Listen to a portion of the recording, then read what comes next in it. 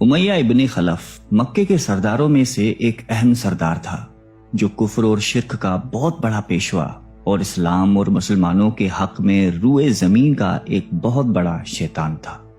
एक दिन उसको पता चला कि उसके किसी गुलाम ने बुतों को पूजने से इनकार करके किसी और को माबूद बना रखा है। उसने गुलाम को फौरन बुलाकर ये पूछा कि मैंने सुना है कि तुमने कोई और माबूद बना लिया है, सच सच बताओ कि तुम किसकी इबादत करते हो। गुलाम ने कहा कि मोहम्मद सल्लल्लाहु अलैहि वसल्लम के खुदा की। उमय्या गुस्से से लाल पीला हो गया और कहने लगा कि मोहम्मद की खुदा की परस्तिश करने का ये मतलब हुआ कि तुम हमारे मुकद्दस बुतों के दुश्मन बन गए हो। सीधी तरह राह पे आ जाओ, वरना जिल्लत के साथ मारे जाओगे। मैं ये हरगिज बर्दाश्त नहीं कर सकता हूं कि तुम बुतों की पूजा करने वाले के गुलाम रहकर मोहम्मद के खुदा की परस्तिश करो। वो गुलाम जो तौहीद का सच्चे दिल से शैदाई हो चुका था, उसने बेधड़क उमय्या को जवाब दिया कि मेरे जिस्म पर तो तुम्हारा जोर चल सकता है, लेकिन मैं अपना दिल और अपनी जान मोहम्मद सल्लल्लाहु अलैहि वसल्लम और उसके खुदा के पास रख चुका हूं। अब अल्लाह की इबादत ही मेरी जिंदगी का मकसद है और तुम्हारे खुद से बनाए हुए बुतों को पूजना मेरे बस की बात नहीं है। ये जवाब सुनकर उमय्या बिन खलफ गैज़ व गज़ब से दीवाना हो गया। एक गुलाम ने उसे बेधड़क जवाब दे दिया था। उसने कड़क कर कहा कि अच्छा, तो फिर अपनी बेदीनी का मजा चख, देखूंगा मैं कि मोहम्मद और उसका खुदा तुझे कैसे बचाते हैं। उमय्या के तशद्दुद शुरू हो गए। मक्का की जमीन गर्मी के सबब बड़ी मशहूर थी। उमय्या अपने गुलाम को दोपहर की तपती धूप में जमीन पर लिटाकर सीने पर भारी पत्थर रख देता था कि वो करवट ना ले सके। फिर कहता था कि मोहम्मद के दीन से बाज आ जाओ, लेकिन इस जुल्म के बावजूद भी उस गुलाम के मुंह से सिवाय अहद के कुछ नहीं निकलता था। उमय्या मजीद गजबनाक होकर अजियतें मजीद बढ़ाता जाता। एक मर्तबा तो उमय्या ने जुल्म की इंतहा कर दी। पूरा एक दिन और पूरी एक रात गुलाम को भूखा प्यासा रखा और तपती हुई रेत पर लिटाकर उसे तड़पने का तमाशा देख रहा था। उसकी ये कोशिश भी गुलाम को हक से ना हटा सकी। आखिर थक हार कर उमय्या ने मक्के के बदमाश लड़कों को बुलाया और उनसे कहा कि इस गुलाम को इतनी अजियतें दो कि ये मोहम्मद और उसके खुदा का नाम लेना भूल जाए। ये लड़के उमय्या की खुशी हासिल करने के लिए उस बेबस गुलाम को बुरी तरह मारते पीटते थे। जिस्म के कपड़े उतरवाकर लोहे की चादरें पहनाकर तपती धूप में खड़ा कर देते थे, लेकिन गुलाम की जबान से अहद के सिवा कुछ नहीं निकलता था। इस्लाम की राह में ये बेपनाह अजियतें सहने वाले सहाबी कोई और नहीं बल्कि हजरत बिलाल हबशी रजी अल्लाह ताला अन्हु थे। इन्हीं जुल्म सितम के दौरान एक दिन हजरत अबू बकर सिद्दीक रजी अल्लाह ताला अन्हु का उधर से गुजर हुआ। आप रजी अल्लाह ताला अन्हु ने उमय्या से फरमाया कि ए उमय्या, इस बेकस और मजलूम पर इतने जुल्म सितम ना कर। उसने तुम्हारा क्या बिगाड़ा है? वो खुदाए वाहिद की इबादत करता है। अगर तू इस पर एहसान करे तो ये एहसान आखिरत में तेरे काम आएगा। उस पर उमय्या ने निहायत हकारत से कहा कि मैं तुम्हारी इस ख्याली आखिरत के दिन को नहीं मानता। जो मेरे दिल में आएगा मैं तो वही करूंगा। सिद्दीक अकबर उस जवाब पर काफी अफसरदा हुए, लेकिन फिर भी आप रजी अल्लाह ताला अन्हु ने उसे समझाया कि इस मजलूम पर जुल्म सितम के पहाड़ तोड़ना तेरी शायान शान नहीं है। जिस पर उमय्या ने तंग आकर कहा कि अगर तुम इसके इतने हमदर्द हो तो इसे खरीद क्यों नहीं लेते। हजरत अबू बकर सिद्दीक झट तैयार हो गए और फरमाया कि बोलो, क्या दाम लोगे?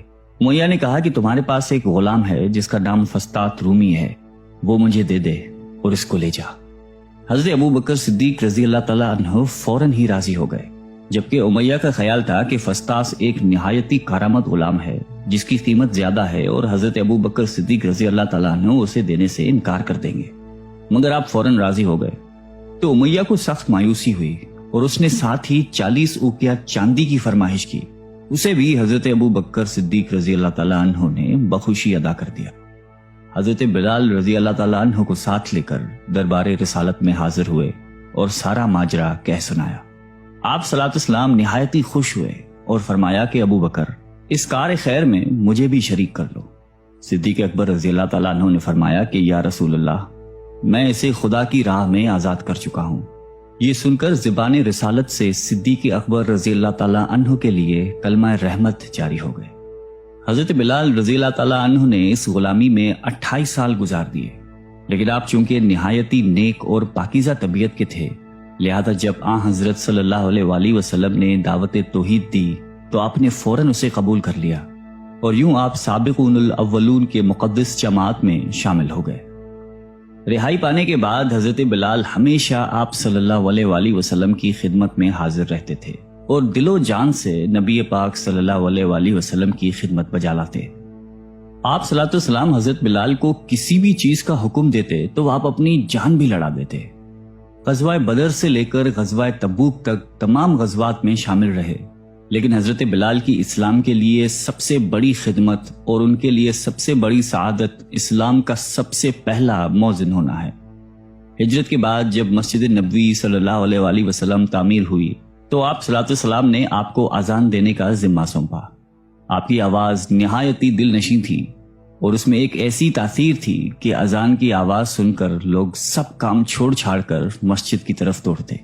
8 ہجری میں جب مکہ فتح ہوا تو کعبے کو بتوں سے پاک کرنے کے بعد آپ صلی اللہ علیہ وسلم نے حضرت بلال سے فرمایا کہ اے بلال، کعبے کی چھت پر کھڑے ہو کر اذان دو، اور یہ مبارک سلسلہ حضور صلی اللہ علیہ وآلہ وسلم کی حیات مبارکہ تک اسی محبت اور عقیدت کے ساتھ جاری رہا۔ لیکن 11 ہجری میں جب آپ صلی اللہ علیہ وسلم نے سفر آخرت اختیار کر لیا تو اس عاشق رسول صلی اللہ علیہ وآلہ وسلم پر غم کا پہاڑ ٹوٹ پڑا، اور مدینے میں رہنا اب آپ کے لیے دشوار ہو گیا۔ آپ کو ہر وقت پیارے نبی صلی اللہ علیہ وآلہ وسلم کی یاد ستاتی رہتی تھی۔ آپ صلی اللہ علیہ وسلم سے آپ نے سنا ہوا تھا کہ مومن کے لیے سب سے افضل عمل جہاد فی سبیل اللہ ہے، لہٰذا آپ رضی اللہ تعالیٰ عنہ خلیفہ اول حضرت ابو بکر صدیق کی خدمت میں حاضر ہوئے اور جہاد پر جانے کی اجازت طلب کی، لیکن حضرت ابو بکر صدیق رضی اللہ تعالیٰ عنہ نے آپ کو خدا کا واسطہ دے کر کہا کہ مجھے اس بڑھاپے میں تنہا چھوڑ کر مت جاؤ۔ تو حضرت بلال نے اس شرط پر ابو بکر صدیق رضی اللہ تعالیٰ عنہ کی بات مان لی کہ اب وہ رسول اللہ کے بعد کسی کے لیے اذان نہیں دیں گے۔ حضرت ابو بکر صدیق رضی اللہ تعالیٰ عنہ نے ان کی یہ بات مان لی، لیکن آپ کے دور خلافت کے بعد خلیفہ دوم حضرت فاروق اعظم رضی اللہ تعالیٰ عنہ کے دور میں بھی جب بیت المقدس کی تسخیر کے لیے شام جانا پڑا تو وہاں عیسائیوں سے صلح نامہ طے پانے کے بعد حضرت عمر فاروق رضی اللہ تعالیٰ عنہ نے ایک خطبہ دیا اور حضرت بلال سے درخواست کی کہ آج جبکہ قبلہ اول پر توحید کا پرچم لہرا دیا ہے تو اس با عظمت موقع پر اگر آپ اذان دیں تو ہم آپ کے مشکور رہیں گے۔ حضرت بلال نے یہی اذان دینی شروع کی تو صحابہ کرام کو عہد نبوی کی مبارک یاد تازہ ہو گئی اور ان پر رخت طاری ہو گئی۔ شام کے معرکے کے بعد حضرت بلال نے شام ہی کے ایک گاؤں میں رہائش اختیار کر لی، کیونکہ مدینے میں ہر وقت آپ کو آپ صلی اللہ علیہ وسلم کی یاد ستاتی رہتی تھی۔ لیکن ایک دن آپ نے خواب میں آپ صلی اللہ علیہ وسلم کی زیارت کی۔ آپ ان سے فرما رہے تھے کہ اے بلال، کیا ابھی وقت نہیں آیا کہ تم ہماری زیارت کے لیے آؤ؟ اس خواب نے آپ کو بہت تڑپا دیا اور آپ بےتاب ہو کر فوراً مدینے روانہ ہوئے۔ مدینے پہنچ کر حضرت بلال نے روزہ اقدس پر حاضری دی اور اس درد سے روئے کہ حاضرین بھی اشک بار ہو گئے۔ وہیں حضرت امام حسن رضی اللہ تعالیٰ عنہ اور حضرت حسین رضی اللہ تعالیٰ عنہ بھی موجود تھے۔ نانا کے پیارے نواسوں کو آپ نے اپنے ساتھ چمٹایا اور بے تحاشا چومنے لگے۔ حضرت حسن رضی اللہ تعالیٰ عنہ اور حسین رضی اللہ تعالیٰ عنہ نے آپ سے اذان فجر کی فرمائش کی، بھلا اس میں رد کرنے کی کہاں گنجائش تھی۔ اگلے دن جب فجر کا وقت ہوا تو آپ نے اذان دینی شروع کی۔ لوگوں کی عہد رسالت کی یاد تازہ ہو گئی اور لوگ اس طرح روتے ہوئے مسجد کی جانب چلنے لگے جیسے کہ نبی پاک صلی اللہ علیہ وآلہ وسلم کا دور واپس آ گیا ہو۔ ایسا دردناک منظر اس کے علاوہ کبھی دیکھنے میں نہیں آیا۔ حضرت بلال حبشی رضی اللہ تعالیٰ عنہ نے 60 سال کی عمر میں وفات پائی۔ آپ کا مزار دمشق میں ہے۔ آپ کو دربار رسالت میں خاص مقام حاصل